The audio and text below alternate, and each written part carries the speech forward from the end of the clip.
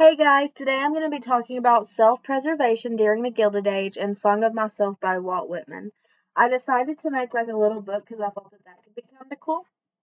But I'm just going to go ahead and get started, and I'm firstly going to be talking about the Gilded Age.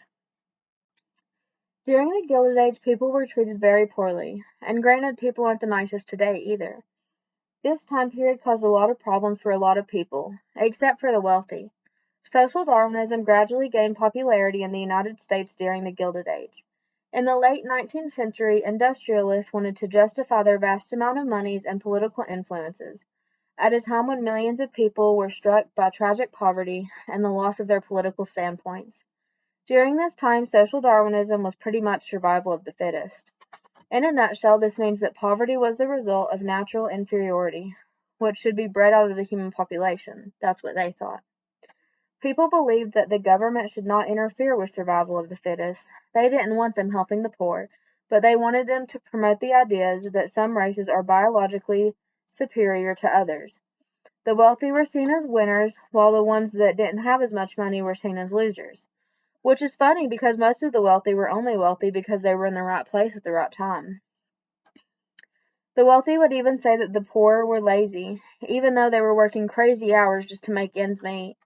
People were not getting treated like human beings. They were struggling like no one should ever have to struggle. The thing that blows my mind about it all is that the necessities of living took up to 98% of people's paychecks. Not only were people struggling with money, but crime was rampant. So they also had to worry about that. And I have a picture here, and it shows a working class man trying to climb up this totem pole for just basic necessities like bread and ham and higher wages. And I feel like that embodies social Darwinism pretty well.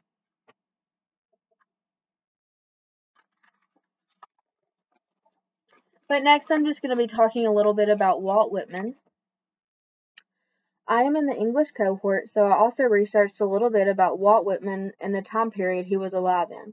One of his poems is called Song of Myself. When we were first asked to write about our midterm, this poem stuck out to me the most. It is section 8. It is section 8 that I'm going to be talking about. I'm not going to read the whole poem, just enough to let someone see where I'm coming from. The little one sleeps in its cradle. I lift the gauze and look a long time, and silently brush away flies with my hand. The youngster and the red-faced girl turned aside up the bushy hill. I peeringly view them from the top. The suicide sprawls on the bloody floor of the bedroom. I witness the corpse with its dabbled hair. I note where the pistol has fallen. The blab of the pave, tires of carts, sloof of boot soles, talk of promenaders, the heavy omnibus, the driver with his interrogating thumb, the clank of the sawed horses on the granite floor, the snow sleighs, clanking, shouted jokes, pelt of snowballs, the hurrahs for popular favorites, the fury of roused mobs. Then at the end he writes, I mind them, or the show of resonance of them, I come and I depart. I think that this poem embodies the idea that people didn't know what anyone was going through. People are so caught up with their own things that they don't really even care about what is happening to others. The time period in which this poem was written was pretty dark. And then this right here is just a picture of Walt Whitman.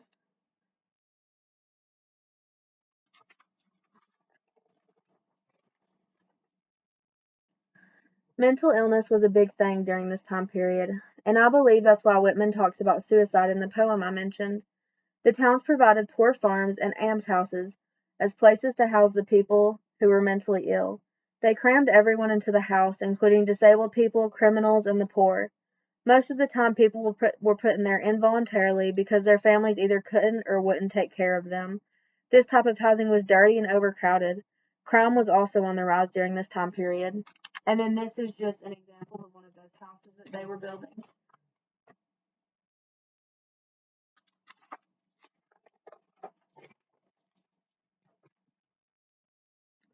Although these time periods were 20 years apart, they are still similar in the way of self-preservation. People were treated terribly for the benefit of others. During the Gilded Age, people were starving and barely making ends meet, and the wealthy didn't care at all. They wanted this. When Walt Whitman wrote this poem, innocent people were being housed with criminals because they were disabled. No one questioned it. Walt Whitman was ahead of his time. He understood these ideas and a lot of other modern ideas. And then I just have a few little interesting things that I found during research. So I know most of you guys know what the Biltmore Estate is. It's located in Asheville and you can actually go visit it. But I was surprised to find that this was actually built during the Gilded Age for a wealthy family. But that's just a picture of the Biltmore Estate. And then something else that I found very cool.